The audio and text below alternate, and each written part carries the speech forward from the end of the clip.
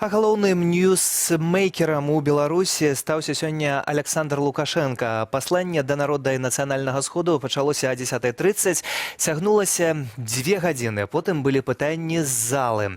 Александр Лукашенко часта казаў банальнасці пра ўсё і ні пра што, сварыўся на дзяржслужачых і ўрадоўцаў. Тыя уставалі хлопчыкі і дзяўчынкі да біцця, ды пахілялі галовы. Кіраўнік на разгоне сварыўся ды раздаваў даручэнні. У мяне спадарства ўзнікла адно пытанне: чаму гэта ўсё мае ўсё ж такі служыць?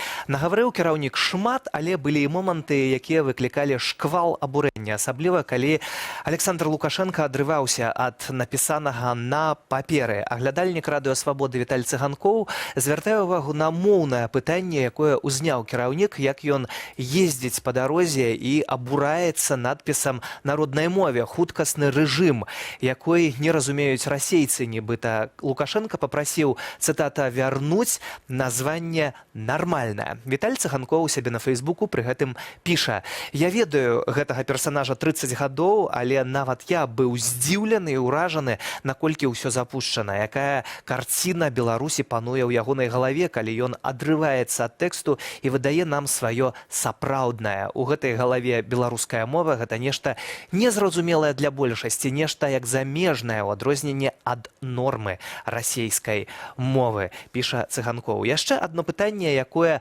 турбуе грамадскасць крыжалом у курапатах. У часе задавання пытанняў да кіраўніка ад дэпутатаў гэтае пытанне не задалі. Ні Алена Анісім, ні Ганна Канапацкая, абраныя як незалежныя дэпутаткі, падкрэслю. Сам кіраўнік гаварыў, што трэба разабрацца, хто крыжы ставіў і хто дазваляў іх ставіць.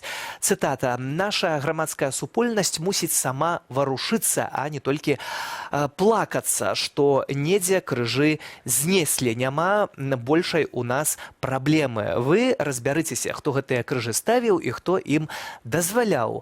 Ладна, гэта асобная размова, сказаў кіраўнік. А вось хрысціянскі дэмакрат Максім Гацак дадае на Фейсбуку: «Знос крыжоў норм, беларускамоўныя білборды зло, а царкву трэба рэфармаваць». Сцісла пра выступ Лукашэнкі у парламенце. Вось такое падсумаванне. Спадар Гацак дадае, якая краіна, такія і прэзідэнцкія дэбаты.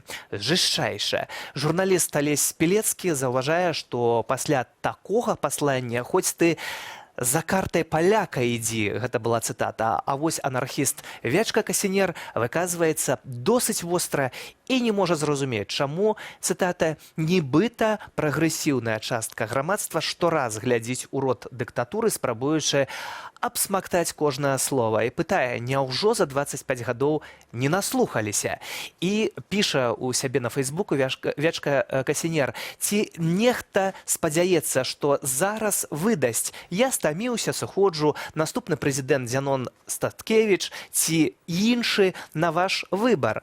А калі не, дык гэта вычварэнства нейкае, слухаць раз за разам маразм ды з захапленнем абмяркоўваць словы, якія іншых людзей годных выштурхнулі б на вулічны пратэст». Вось такія ідуць абмеркаванні ў сеціве. А што думаюць грамадзяне пра сённяшні чарговы выступ Лукашэнкі? Мы запыталіся жыхароў Менску, і аказалася, што шмат хто і не збіраўся глядзець і слухаць кіраўніка дзяржавы. Нет, я принципиально это не смотрю. Не хочу портить настроение. Он часто ведет себя как клоун, и поэтому как бы уже 25 лет. Вот. Клоуна смотреть неинтересно, от его речей моя личная жизнь никак не меняется.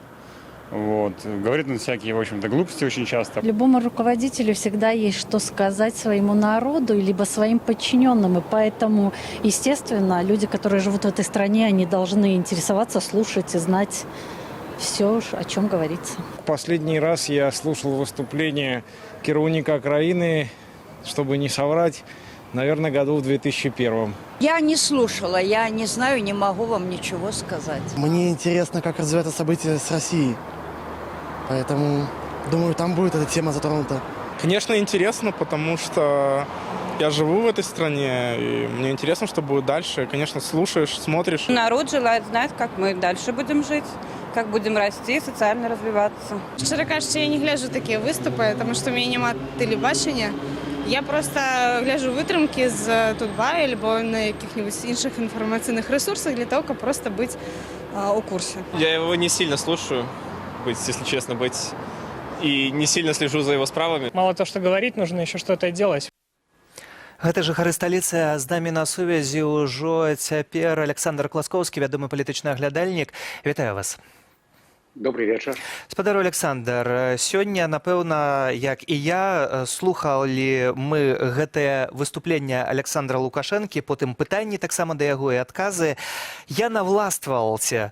Што гэта азначае? Новая форма кіравання? Александр Лукашенко упершыню хіба гаворыць пра змены ў Канстытуцыі, якія вось-вось павінны адбыцца. Як яны разглядаюцца?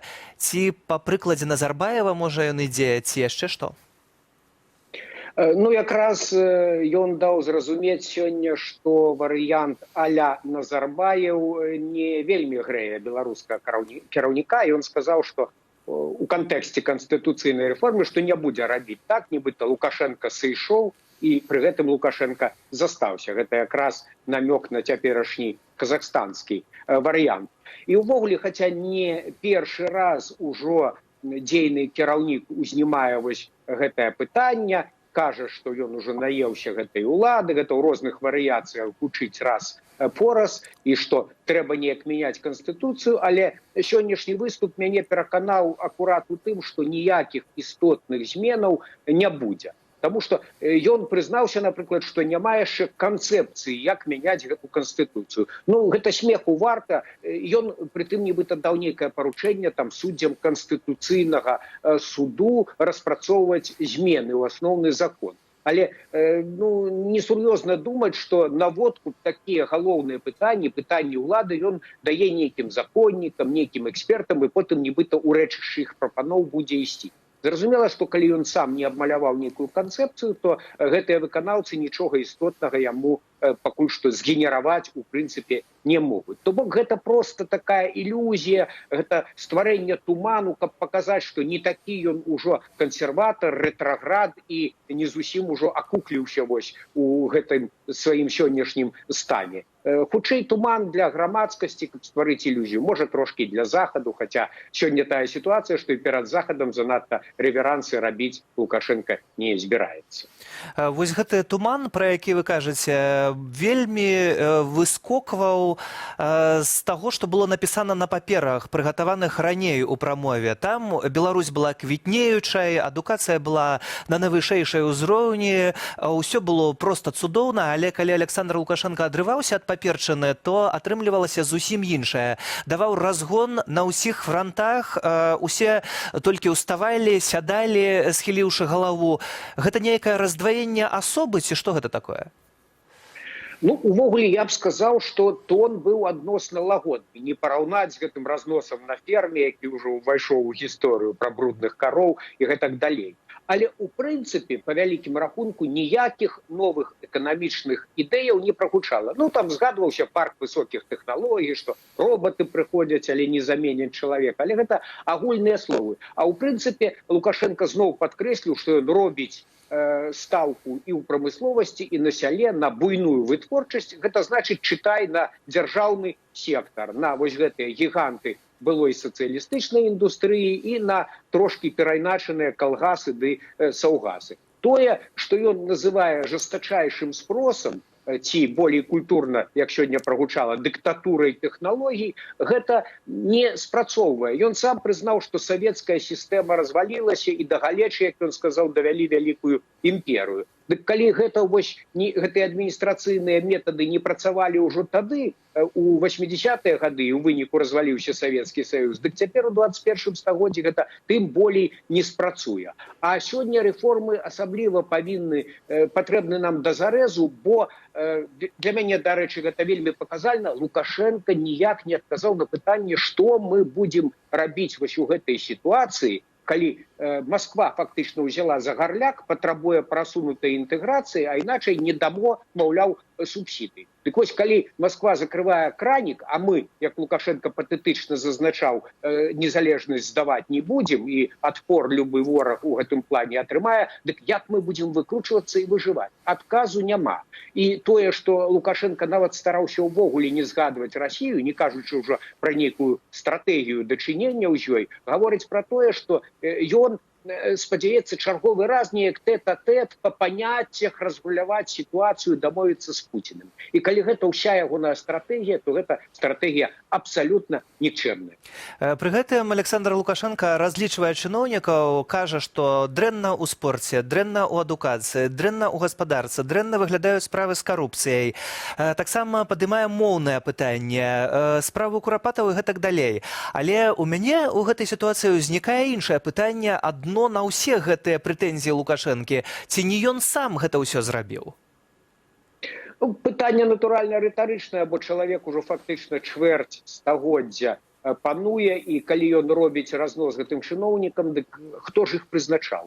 Безумоўна, і калі кадры нікчэмныя, значыць, і ўся сістэма, створаная ім, ён жа архітэктар і эканамічнай, і палітычнай сістэмы, яна таксама не адпавядае, мякка кажучы, сённяшнім і заўтрашнім выклікам. А галоўны выклік на сёння – гэта як захаваць нашу незалежнасць. Вось Лукашенко храбрыцца, кажа, давайте хутчэй мадэрнізаваць нашы НПЗ, каб мы маглі адусюль купляць нафту. Ну, па-першае, нават калі яны будуць мадэрнізаваныя, гэта не азначае, што мы аўтаматам можам там іранскую ці нейкую іншую нафту закупляць, таму што расійская ўсё адно, як кажуць эксперты, будзе таннейшая за кошт меншага пляча дастаўкі. Так што ўсё трэба пралічваць.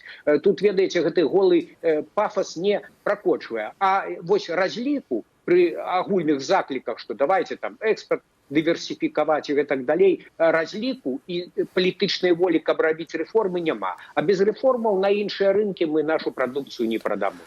Няма, і пры гэтым таксама няма з чым ісці Александру Лукашэнку на выбары. Дзякую вам за гэтую размову. Александр Класкоўскі, вядомы палітычны аглядальнік. А вось таксама навіна з апошняй хвіліны. Беларускае міністэрства замежных спраў заявіла, што разбурыць нашыя стасункі сяброўскія з Расіяй не атрымлівалась ворагам дзесяцігоддзямі, а вось амбасадар Бабіч змог гэта зрабіць. Каменьчыкі ў бок амбасадара Бабіча ляцелі сёння ў парламенце, і вось таксама вынік заява Міністэрства замежных справаў.